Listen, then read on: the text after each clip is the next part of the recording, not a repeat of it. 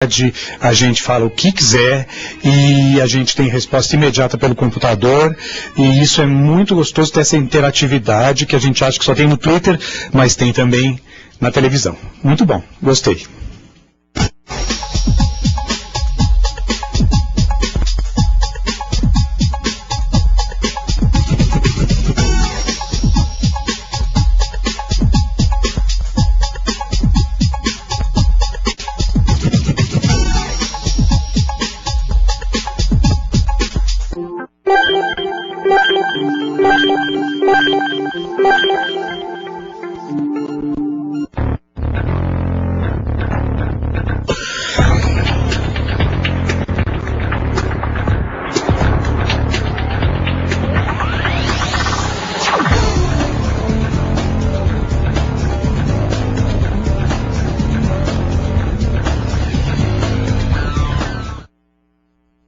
Boa tarde, devem ser já umas 17 horas e algum tempo. Eu tentei sair da Zona Norte às 4, cheguei aqui acho que 5h10, isso porque nós estamos em férias, né?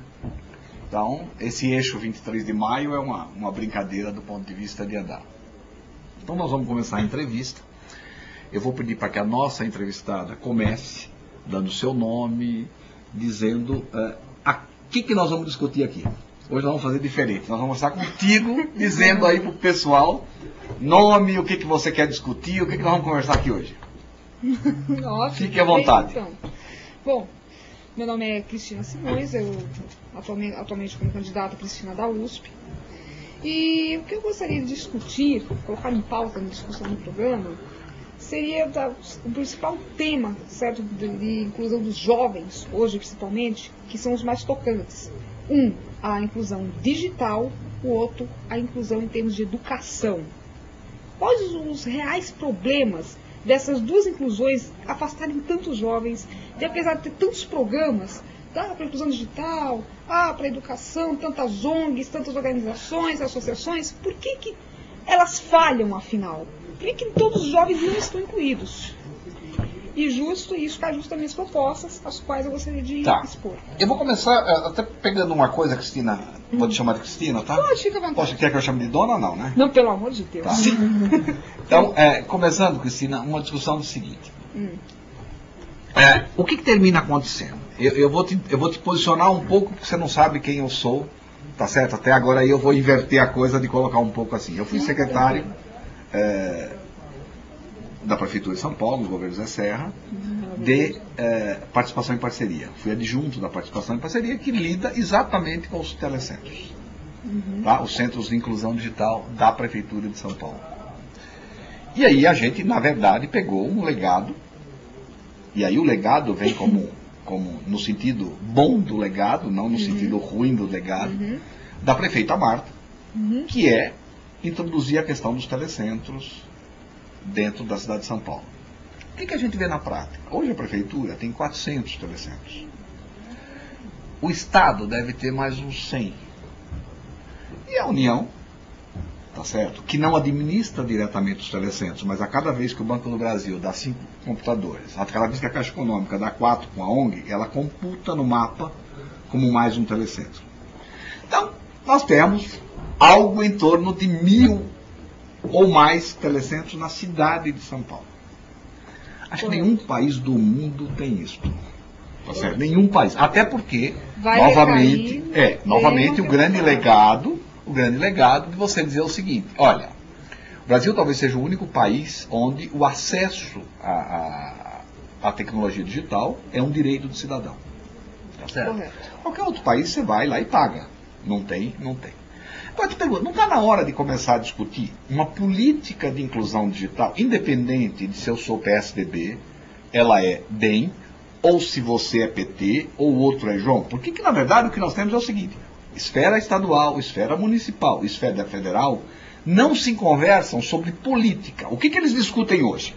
Quem vai fazer mais? Quem vai abrir mais telecentro e inaugurar? Aí o senhor acabou de tocar... Se me chamar de senhor, eu vou te chamar de dona. Combinado, então, você. Então, tá bom. Combinado. Na verdade, assim, se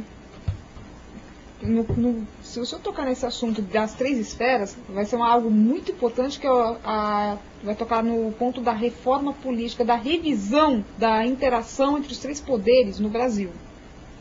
E aí sim é mais um ponto importante a ser levantado, porque se não houver consonância na atuação desses 3 poderes, se fica naquela coisa, se literalmente tivermos 3 cérebros em vez de 3 esferas, certo?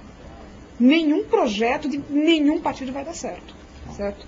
É uma questão aí também, até a questão da chamada verticalização partidária, né? Não, até porque, deixa eu só te colocar uma coisa, porque quando você, e esse é um negócio que as pessoas discutem muito, se o governo que entra destrói o que o outro fez. Exatamente, exatamente. Na prática, a gente viu nesta área que isto não aconteceu. Por que não aconteceu? Porque você tem um bom projeto colocado. Quando você tem um bom projeto colocado, não há governo pós que consiga. Você pode até mudar o nome, entendeu? Vamos imaginar, o céu não é céu, é purgatório, ou João, ou Antônio, não importa, mas ele é mantido. Sim. No caso da inclusão dos telecentros, eu te digo porque ele foi dado continuidade. Uhum. O que eu queria que você discutisse um pouco, e era um pouco isso, eu vou dar um exemplo só para te localizar melhor. Sim. A prefeitura acha, pela sua política de inclusão digital, que o telecentro deve ser um espaço livre, mas, ao mesmo tempo, um espaço de capacitação.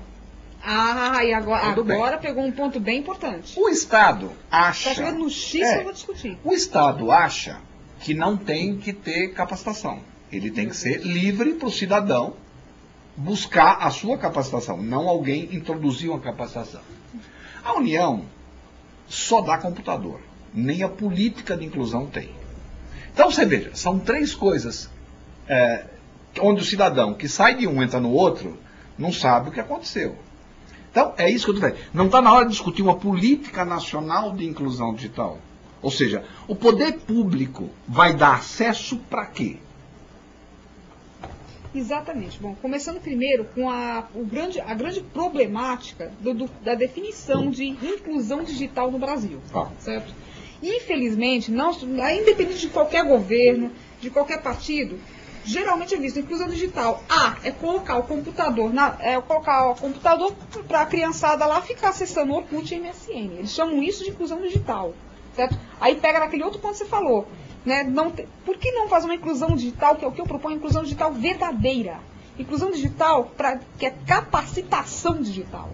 Certo? É literalmente o cara sabe usar um computador consciente. Ele sabe usar um computador para fazer uma pesquisa para a escola. Ele sabe usar um computador para acessar órgãos públicos. Ele sabe usar um computador para baixar um livro.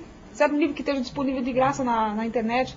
Enfim, ele usa o computador para algo não fútil. Certo? Então, que infelizmente a inclusão digital está virada nisso, né? O uso fútil, popular de computador. E aí nunca vai acontecer uma inclusão digital. Nunca vai acontecer. Certo? Nós chamamos de pseudo-inclusão. Mas aí tem uma discussão filosófica que diz o seguinte: quem defende esse uso livre diz o seguinte: ninguém fala para o filho do rico para que ele vai usar o computador. Mas aí... Por que o filho do pobre tem que ser tutelado no uso do computador? Por quê? Porque o filho do rico, ele tem escola de qualidade, ele tem acesso a uma alta educação, tá? Então, literalmente, o computador ele vai ser usado automaticamente, devido a toda essa estrutura que ele tem, intelectual que ele tem, ele vai ser usado automaticamente com algo útil. Certo? Não estou falando que o pobre, que a pessoa de baixa renda, o pobre, como se diz, né, que ele não vai dar uma utilidade boa para o computador. É que literalmente ele não tem bases para isso. Certo? A deficiência na educação vai acarretar, como eu acabei de falar, uma deficiência na inclusão digital. Ele precisa desenvolver o intelecto, né? Então, desenvolver o nível de conhecimento dele. Mais isso. Aí aqui eu pesquisei, aqui está falando que um incluído digitalmente não é aquele que apenas utiliza essa nova linguagem, que é o mundo digital, para trocar e-mails, mas aquele que usufrui desse suporte para melhorar suas condições de vida. Exatamente o que eu acabei de colocar. Então ele